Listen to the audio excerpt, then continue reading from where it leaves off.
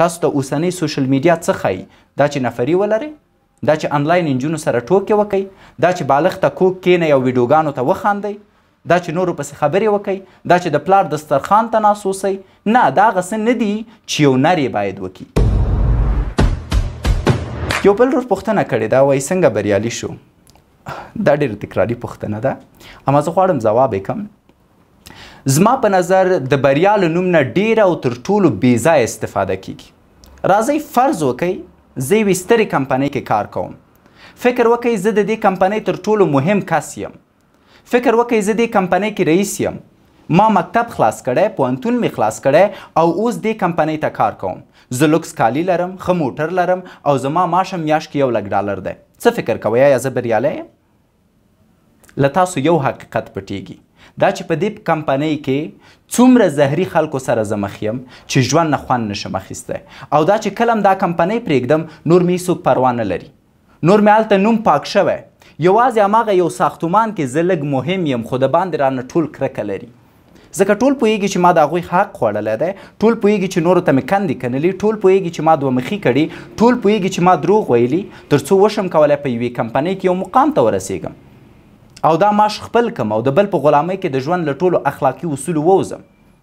شاید زه لوکس موټر ولرم خو خېټه مې اوس د نورو غلامۍ کې غټه شوې ده. نو بریا ته تاسو ډیر محدود تعریف ورکوئ.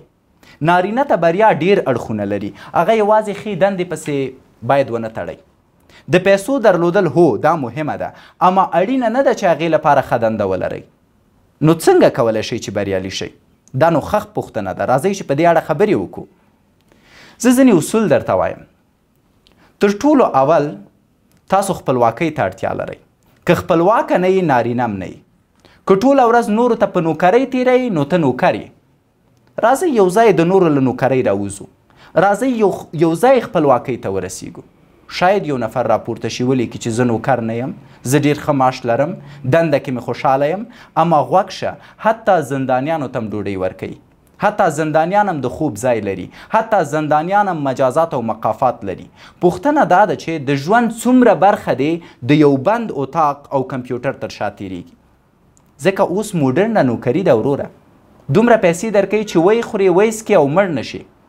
چا د وظیفې نه شل کړي، څوک د وظیفې نه میلیونر شوي او ای کاش دا خبرې ماته زما په ځوانۍ کې کېدی، ای کاش دا خبرې ماته 14 کلنۍ کې بیان کېدی، ای کاش مونږ داسې یو فرد درلودی کله چې زه 14 کلن وم چې ماته دا خبرې کړې وي.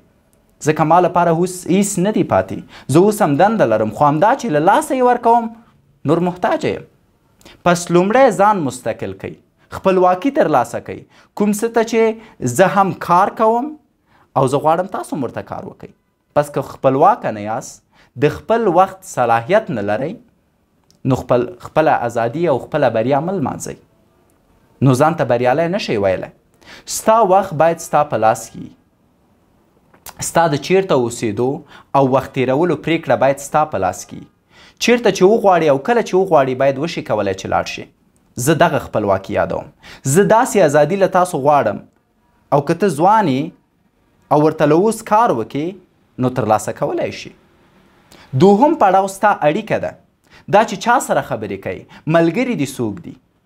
ګورئ زه اصلا ډیر ملګري نه لرم، نه د باندې، نه شفاخانه کې، نه دفتر کې، نه زما بلاک کې، اما 2-3 ملګري چې لرم هر یو یې له ما پیسه داره ده، هر یو یې تر ما ښه کاروبار لري، هر یو یې تر ما باشخصیته دی او هر یو یې تر مرګ راته وفاداره دی.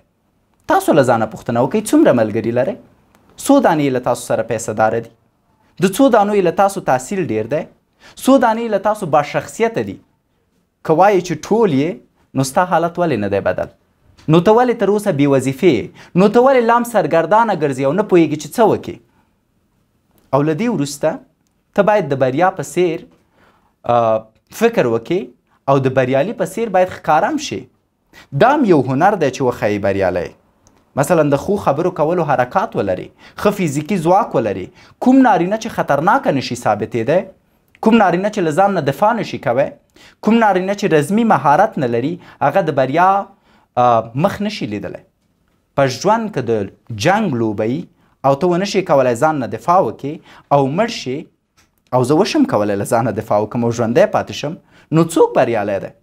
دا هغه څه دی چې د نارینه لپاره پکار دي او یو ځل چې نارینه دا څیزونه لاسته راوړي نو هغه ګټونکی دی پیسې په خپله ورته راځي نور هغه له ځان نه راځي او بریالی دی بل باید پوه شئ چې تاسو چی شته اړتیا لرئ چی شی غواړئ او تل باید د خپلو غوښتنو اړوند فکر وکئ تل باید د خپلو غوښتنو او هیلو لپاره کار وکئ ځکه که چیرته ستا موخه ښکاره نو هرومرو یې لاسته راوړئ نارینه اړتیا نه لري چې وژاړي نارینه اړتیا نه لري چې د پیسو لپاره غلامي وکړي نارینه اړتیا لري چې اول ځان وپیژني بیا خپل اهداف وپیژني او بیا یې ترلاسه کولو لپاره مبارزه وکړي تاسو ته اوسنۍ سوشل میډیا څه ښایي دا چې نفري ولرئ دا چې انلاین نجونو سره ټوکې وکئ دا چې بالغ ته کوک کینئ او ویډیوګانو ته وخاندئ دا چې نورو پسې خبرې وکئ دا چې د پلار دسترخوان ته ناست اوسئ نه دا هغه څه نه دي چې یو نر یې باید وکړي د نارینهتوب لپاره په خپل فیزیک کار وکړه ښې اړیکې پیدا کړه خپل مالی استقلالیت ترلاسه کړه او له هر هغه څه چې ویریږي ترسره یې کړه که چېرته دا کارونه کړي دي وروسته د هغې نه نو زه پوهېږم چې اوس ته یو نارینه او وروسته د هغې نه زه پوهېږم چې تا د بریا ډګر ته لار پیدا کړې ده